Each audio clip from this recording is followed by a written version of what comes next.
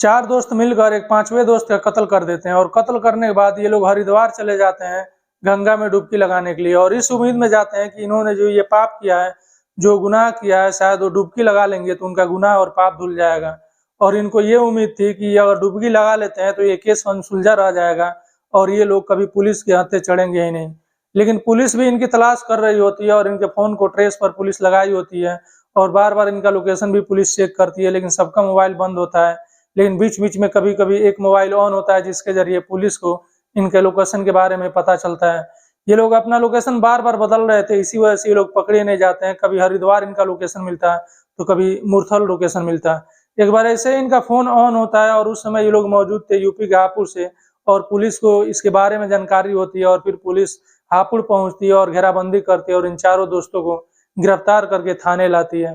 थाने लाने के बाद इनसे पूछताछ होती है तो ये लोग कबूल करते हैं कि हाँ, इन्होंने ही अपने दोस्त को मारा है और क्यों मारा है, किस लिए मारा है और कैसे मारा है, ये सब बातें पुलिस को बताते हैं और जो पूरी कहानी थी वो खुलकर सामने आ जाती है। आप भी चाहते हैं जानना कि ये चारों दोस्तों ने मिलकर अपने एक दोस्त को क्यों मारा, तो आपको मेरे साथ इस कहानी के एपिसोड में अंत तक बने रहना पड़ेगा। नमस्कार, सलाम, सत श्री अकाल। मैं हूं मुस्तफ़ा और आपका स्वागत है मेरे चैनल पर। आज जो मैं सच्ची घटना सुनाने जा रहा हूं, ये सच्ची घटना दिल्ली के मित्राव इलाके से है। मित्राव इलाके से 4 फरवरी 2023 को किसी व्यक्ति का एक फोन आता है पुलिस के पास और वो कहता है कि साहब, यहाँ एक लाश पड़ी हुई है मित्राव इलाके में और उसकी शायद मौत हो चुकी है और उसका शरीर पूरा खून से लथपथ है। पुलिस ये बात सुनती है और मौके पर मित्राव इलाके में पहुंचती है और उस लाश को अपने कब्जे में लेती है और उसकी पहचान करने और कराने की कोशिश करती है। लेकिन उस लाश का चेहरा बुरी तरह पत्थर से कुचला जा चुका था, जिससे मुश्किल था उसका पहचान करना। तो पुलिस वहां आस-पास में खंगालती है कि शायद कोई ऐसी चीज यहाँ से मिल जाए जिससे कि ये पता लगे कि ये जिसका कत्ल हुआ है ये व्यक्ति कौन है, या कुछ ऐसी चीज मिल जाए जिससे ये पता लग जाए कि जिन लोगों ने इसका कत्ल किया है, जो लोग कातिल हैं, वो लोग कौन है। लेकिन पुलिस का हाथ खाली होता है और वहां से कोई ऐसी चीज न तो जिसका कत्ल हुआ है उसके बारे में जानकारी मिलती है और न तो जो कत्ल किए हैं उनके बारे में जानकारी मिलती है। पुलिस वहां और भी छानबीन करती है और तफ्तीश करती है तो वहां से पुलिस को कुछ लाठी डंडे और लोहे के रॉड कुछ मिलते हैं और वहां कुछ शराब की बोतलें मिलती है और कुछ शराब की बोतलें टूटी हुई मिलती है। पुलिस को लग जाता है कि हो न हो इन्हीं सब चीजों से इस व्यक्ति को मारा गया और मारकर मौत के घाट उतारा गया है। पुलिस इस व्यक्ति को पंचनामा करके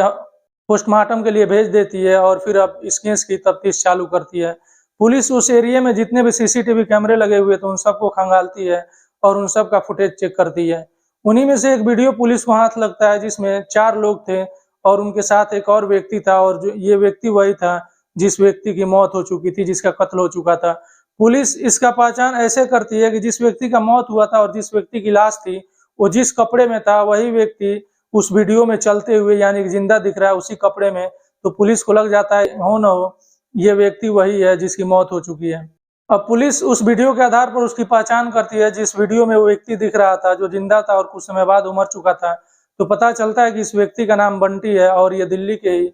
गोपाल नगर इलाके का नजफगढ़ का रहने वाला है।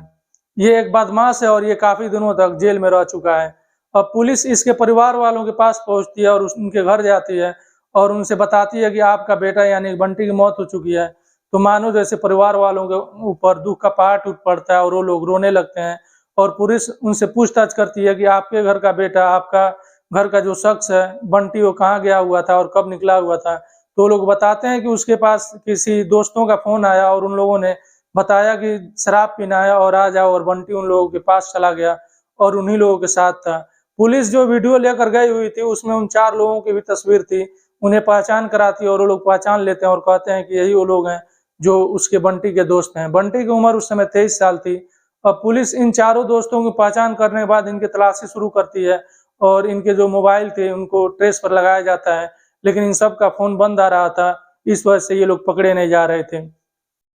इसी में से एक लड़के का फोन ऑन होता है और लोकेशन पुलिस को मिलता है कि हरिद्वार में है ये लोग, और पुलिस हरिद्वार पहुंचती है। लेकिन वहां जाने के बाद पुलिस के हाथ खाली होते हैं और वो लोग वहां से अपना जगह बदल चुके होते हैं और वो लोग नहीं पकड़े जाते हैं। और फिर पुलिस इधर ट्रेस पर पहले से ही इन सारे लोगों का नंबर लगाई हुई थी और बीच में फिर इनका मोबाइल सबका बंद हो जाता है, लेकिन फिर से एक बार चालू होता है और इस बार जब चालू होता है तो पता चलता है कि ये लोग मुरथल में है। पुलिस मुरथल पहुंचती है और वहां भी इनको तलाशी करती है, वहां भी कैमरे खंगाले जाते हैं, सीसीटीवी फुटेज देखे जाते हैं, लेकिन वहां से भी ये लोग अपना जगह बदल चुके थे, लेकिन वहां से भी ये लोग पकड़े नहीं जाते हैं। सीसीटीवी फुटेज में तो ये लोग वहां देखते हैं, लेकिन शायद वहां से ये लोग जगह चेंज कर चुके थे, इस वजह से पुलिस के हत्थे नहीं चढ़ते हैं। फिर दोबारा इनके लोकेशन के बारे में पता चलता है और ये लोग उस समय उत्तर प्रदेश के हापुड़ में मौजूद थे और यहाँ का लोकेशन पुलिस को मिलता है और फिर पुलिस उत्तर प्रदेश के हापुड़ जाती है और चारों तरफ से उस शहर को घेराबंदी कर देती है और कोई ऐसा रास्ता नहीं छोड़ती जहाँ से ये लोग निकल सकें। वहाँ घेराबंदी करने के बाद ये लोग हापुड़ से ही पकड़े जाते हैं और ये 4 दोस्त थे, जिसमें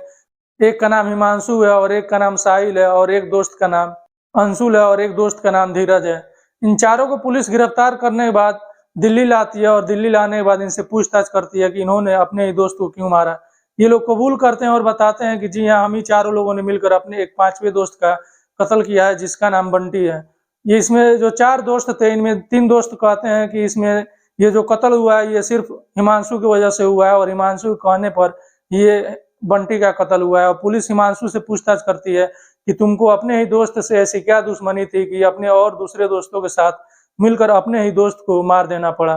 हिमांशु वजह बताता है और वो कहता है कि उसकी एक बहन है और उस एक बहन से जो उसका दोस्त बंटी है उससे बातें करता था और इस बारे में उसे कुछ ही दिन पहले पता लगा था। इस चीज से वो गुस्से में आ गया और नाराज हो गया और अब मौके की तलाश करने लगा और वो सोच लिया था कि बंटी को मार देना है और मारकर रास्ते से हटा देना है, क्योंकि वो उसकी बहन से बात करता था। इस चीज से वो नाराज था और फिर वो अपने बाकी दोस्तों से भी बात किया और इन लोगों ने प्लान बनाया और प्लान के तहत ये लोग 3 तारीख को इसे मारने वाले थे। लेकिन उस दिन ये लोग जब नजफगढ़ पहुंचे और उसको फोन करते हैं तो 3 तारीख को ये फोन नहीं उठाता है और उसके भाई के पास भी, बंटी के भाई के पास भी ये लोग फोन करते हैं, लेकिन बंटी का भाई भी फोन नहीं उठाता है क्योंकि काफी रात हो चुकी थी और शायद वो लोग सो गए होंगे, इसी वजह से वो लोग 3 तारीख की रात को फोन नहीं उठाया। ये लोग का हाथ खाली होता है और फिर ये वापस अपने घर आ जाते हैं और घर आने के बाद अब 4 तारीख का प्लान बनाते हैं और सोचते हैं कि 4 तारीख को मारा जाएगा। इधर जो हिमांशु है वो 2 तारीख को ही अपने मामा के वहां गया हुआ था, सोनीपत में उसका मामा का घर है और वहां जाकर अपना फोन उसने 10,000 में बेच दिया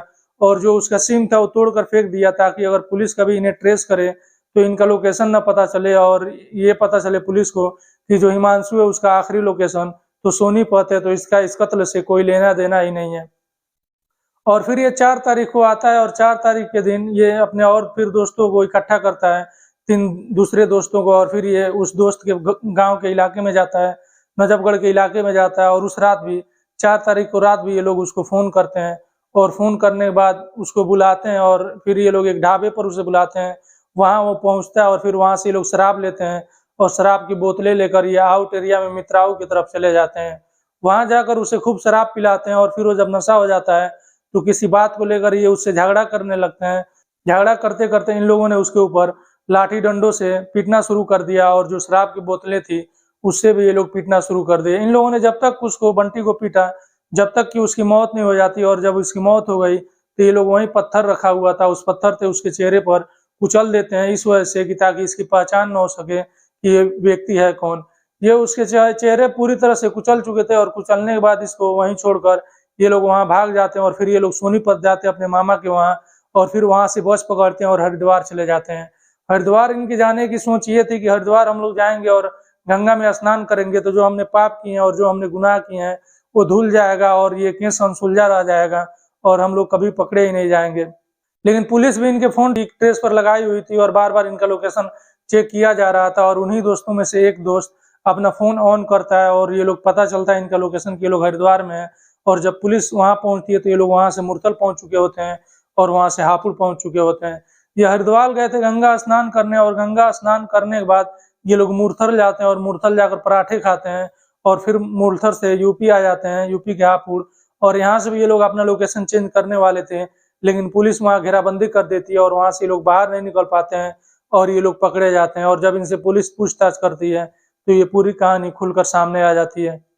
ये थी आज की कहानी। आपको कैसी लगी कमेंट बॉक्स में जरूर बताइएगा और आपसे रिक्वेस्ट है कि मेरे वीडियो लाइक कीजिए, शेयर कीजिए और चैनल सब्सक्राइब जरूर कर लीजिएगा।